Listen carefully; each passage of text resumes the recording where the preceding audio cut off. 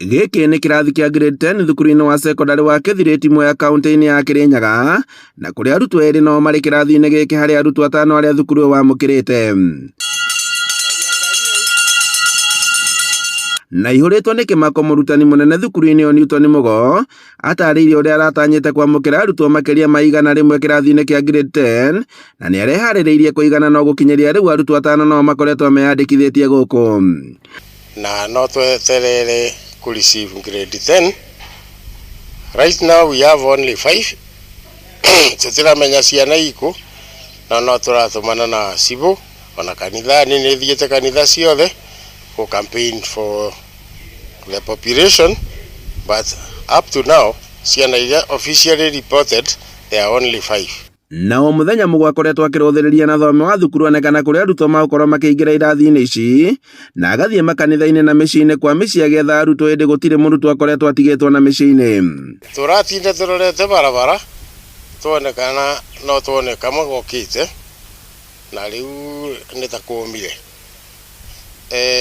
Problem ĩrĩa ndĩrona ndeka ground fact finding nĩ turona pathways ici turaberwo na iratũma day schools ciage ciana, tondũ ta rĩu ithuĩ tureka 2 pathways STEM na social sciences. No thĩna mũnene ũgĩcũngĩrĩrio nĩ mathomo marĩa thukuru ũyũ wathĩrĩirwo nĩ Ministry ya Gĩthomo kuona atĩ marĩ na pathway 2 tu na makaimwo arts na mathako na nĩcio igucagĩrĩria arutwo thukuru-inĩ nyingĩ.